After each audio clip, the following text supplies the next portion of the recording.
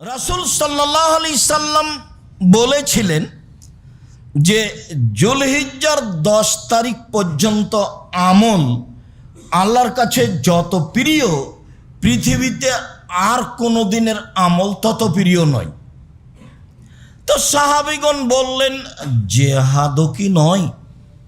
তো আল্লাহ রাসূল বললেন, না, জেহাদও নয়, তবে কেউ যদি আল্লাহর পথে গিয়ে শহীদ হয়ে যায় আর ফিরে না আসে সেটা ভিন্ন কথা। তবে জেহাদ করেও অত ভালো আমল করতে পারবে না যুলহিজ্জার 10 তারিখে মানুষ যত ভালো আমল করতে পারবে। যার কারণে বিদ্বানগণ এই পথে চলে গেছেন যে যুলহিজ্জার 10 তারিখ রমজানের শেষের দশকের চেয়ে উত্তম। বলে কিভাবে উত্তম হয়? এই জন্য যে রমজানের শেষ দশকে একটা জিনিস আছে, তা হলো লাইলাতুল কদর। আর যুলহিজ্জার প্রথম দশকে 3টে জিনিস আছে। 1, কুরবানি, বিশাল ব্যাপার। 2, হজ। 3, আরাফা। যুলহিজ্জার 10 তারিখে 3টে কাজ বড় বড় আছে, যেটা ভিন্ন ভিন্ন জান্নাতের বড় বড় মাধ্যম। যার কারণে এই 10 দিন উত্তম বেশি। তো এই 10 দিনের ইবাদত আল্লাহর কাছে সবচেয়ে বেশি উত্তম অন্য যে কোনো দিনের চেয়ে। তাহলে আমরা যুলহিজ্জার 10 তারিখ পর্যন্ত কি আমল করতে পারি? তাতে একাধিক দিন বলা হয়েছে। তার 1 নম্বর আমল হলো সিয়াম। যুলহিজ্জার 1 তারিখ থেকে 9 তারিখ পর্যন্ত একটানা সিয়াম থাকাতে অভ্যাসী হতে হবে। যুলহিজ্জার 2 নম্বর উত্তম আমল হিসেবে বলা হয়েছে দান, সাদাকা, দান, যেটা একাধিক দিন বলেছি, আজকের জন্য নতুনভাবে বলার প্রয়োজন করে না। তবু এতটুক যে রাসূল সাল্লাল্লাহু আলাইহি সাল্লাম যখন ঈদের মাঠে গিয়ে মহিলাদের পাশ দিয়ে যাচ্ছিলেন তখন বললেন, ইয়া মাসার নেশা তাসাদ্দাকনা ফাইন উরিতুকুন্না আকসারান নার। মহিলারা তোমরা দান করো, আমি তোমাদের অধিকাংশ দেখি জাহান্নামী।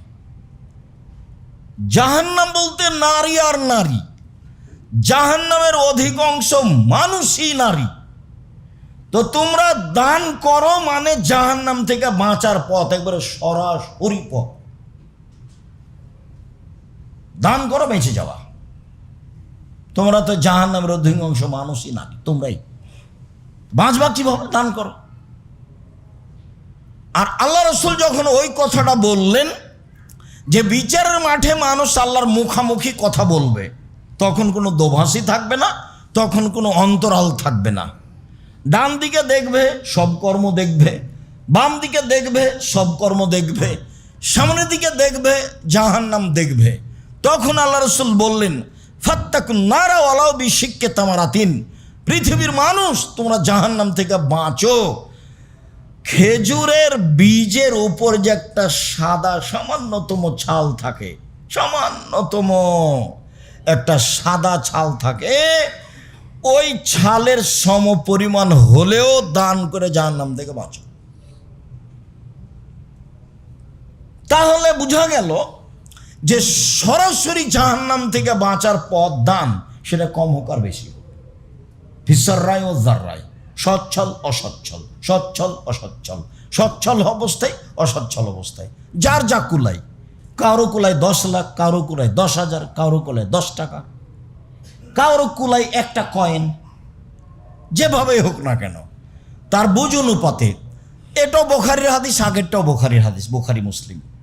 মানে বাঁচো জাহান্নাম থেকে এইভাবে।